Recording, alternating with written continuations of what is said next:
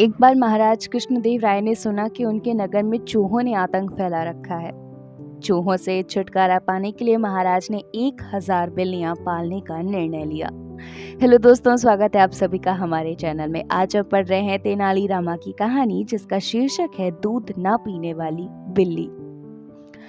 महाराज का आदेश होते ही 1000 बिल्लियां मंगवाई गईं। उन बिल्लियों को नगर के लोगों में बांटा जाना था। जिसे बिल्ली दी गई उसे साथ में एक गाय भी दी गई, ताकि उसका दूध पिलाकर बिल्ली को पाला जा सके।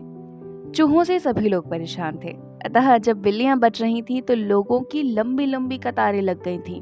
इस अवसर पर तेनाली रामा भी एक कतार में खड़े हो गए। जब उसकी बारी आई तो उसे भी एक बिल्ली और साथ में एक गाय दे दी गई।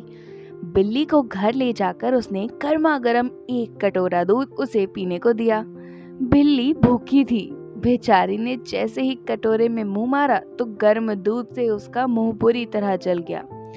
इसके बाद बिल्ली के आगे जब दूध रखा जाता, चाहे वो ठंडा ही क्यों ना हो, बिल्ली वहां से भाग खड़ी होती। गाय का सारा दूध अब तेनालीराम व उसके परिवार के अन्य सदस्य ही पी जाते। बेचारी बिल्ली कुछ ही दिनों में इतनी कमजोर हो गई कि उसमें चूहे पकड़ने की ताकत भी नहीं रही। 3 महीना बाद महाराज ने बिल्लियों की जांच करवाई। गाय का दूध पी पीकर सभी की बिल्लियां मोटी तगड़ी हो गई थी, परंतु तेनालीराम की बिल्ली सूखकर कांटा हो चुकी थी। वह सब बिल्लियों के बीच में अलग पहचानी जा रही थी। महाराज ने जब तेनालीराम की बिल्ली की हालत देखी तब वे क्रोधित हो उठे। उन्होंने तुरंत ही तेनालीराम को हाजिर करने का आदेश दिया। तेनालीराम के आने पर वे गरजते हुए बोले, तुमने बिल्ली का यह क्या हाल बना दिया है? क्या तुम इसे दूध नहीं पिलाते?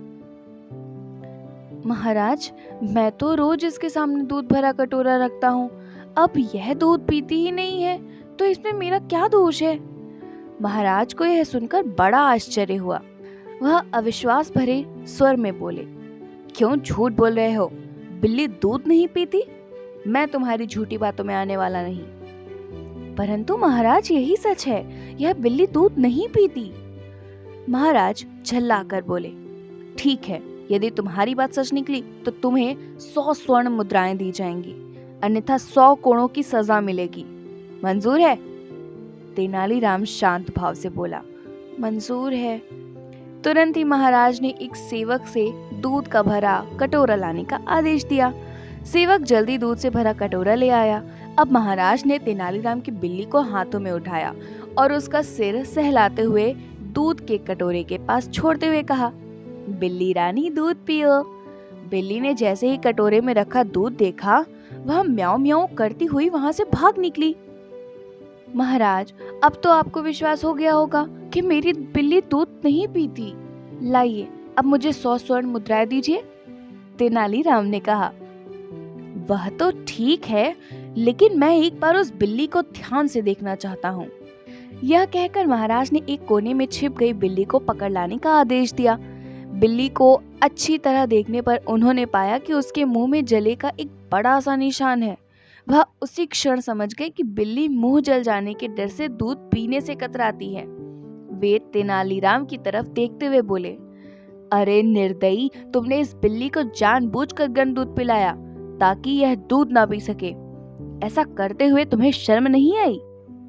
तेनालीराम ने उत्तर दिया, महाराज, यह देखना तो राजा का कर्तव्य है कि उसके राज्य में बिल्लियों से पहले मनुष्य के बच्चों को दूध मिलना चाहिए। इस बात पर महाराज हंस दिए। उन्होंने तेनालीराम को तुरंत ही 1000 स्वर्ण मुद्राएं भेंट की और बोले, तुम्हारा कहना ठीक है, परंतु मैं आशा करता हूँ कि भविष्य में तुम बेजुबान पशुओं के साथ दुष्टता नहीं करोगे।